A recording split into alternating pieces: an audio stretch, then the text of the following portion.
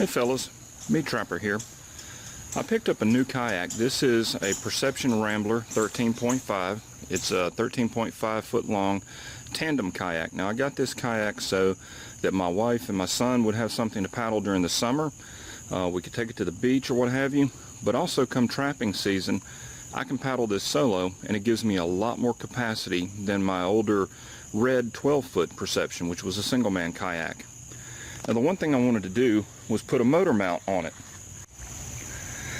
Now when it comes to a motor mount, my criteria was pretty simple. I wanted something that I could hang a trolling motor off of, but specifically I wanted something that was not going to be permanently affixed to the boat.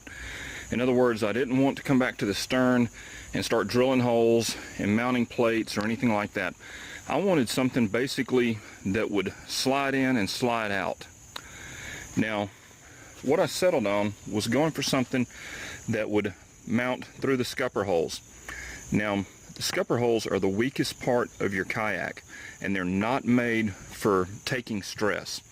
So I couldn't just put PVC pipes down through here and then attach a motor to it. There would be too much torque, too much flexing, and too much stress placed on these scupper holes. Not good. I don't want to crack the boat. So what I had to do was come up with a little bit more detailed of a design so that I had some reinforcing to where the scupper holes are just going to serve as a guide for my mount, and they're not going to actually bear any weight or bear any torque. So let's take a look at what I came up with. Now this is what I came up with, and this is very simple, very crude. You can build it out of scrap lumber, scrap PVC, and I probably got less than $10 in this entire mount.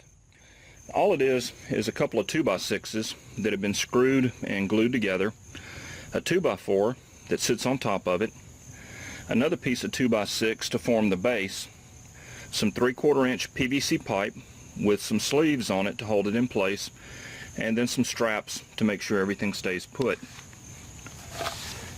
Turn it over, and you can see that I put some tie plates up here. This is where the trolling motor is actually going to bolt into, and then I've got a tie plate here that helps keep the two boards together, and then the PVC at the bottom. I need to put some more paint on that. And then I added a little safety catch to where I can snap this on to one of the eyelets on the kayak as a safety feature to make sure it doesn't come off if I capsize. Very simple, very cheap, but it works. So let's put it on and take a look. So here we go. As you can see, this just slides right down into the scupper holes, but the critical part is that this piece of 2x6 right here, or excuse me, piece of 1x6 here, has been cut to fit precisely in the back of the kayak. That's a nice snug fit, and since I've used sleeves right here, all of the weight of the motor, which is going to be pushing down, is borne by the base, and then the base sits on the kayak itself. So there's very little stress being placed on those scupper holes. And when torque is applied, when the motor is activated and torque is applied, that torque is absorbed because these boards are all tied together. So it's not pushing against the interior of the scupper holes at all. All they're doing is serving as a guide to guide this into place. Now you could do this without inserting anything into the scupper holes at all, as long as you get a good tight fit. If you get that board cut to where the contour fits in here nice and snug. Because when you look at this, you'll see that it's wide at the front and narrow at the back. So this right here, this portion, cannot slide back at all. It's being held in place by the frame of the kayak itself. So let's go take it out, put it in the water, and let's see how it does. Well fellas, so far it's doing really good. This is a 30-pound thrust trolling motor. It's a Minn Kota C30, I believe, Endura 30. And my prior trolling motor that I was using on my smaller kayak, my red one, was a 20-pound thrust. So this one is a little bit stronger. It's a 30-pound thrust. And on the lowest speed, I'm averaging about 1.7 miles per hour, a little bit into the current and a little bit into the wind. So that's not bad. I can't complain about that at all. I mean, that will go for hours and hours and hours on the lowest speed.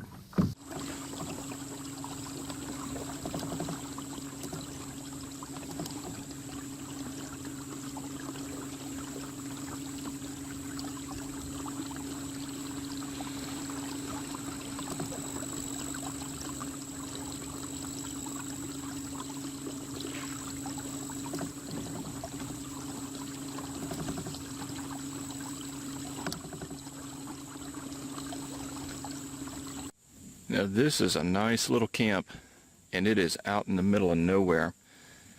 You can see they got a little cabin there. It's got a metal roof on it, tin roof. Obviously got a fireplace inside. You get your chimney. Front porch. They've got a fish cleaning station, and you can see they're drawing water out of the bayou right there. Nice little setup. There is nobody around here. This is in the middle of nowhere. Beautiful. So anyway, I hope this has been helpful. If you've got a kayak and you're looking for a DIY motor mount, give something like this some thought. It was basically free. It's a little more than a 2x4 and two 1x6s that are screwed and glued together, and then a steel plate just to help it hold together a little bit. Virtually nothing in it. Thanks a lot, and we'll see you next time.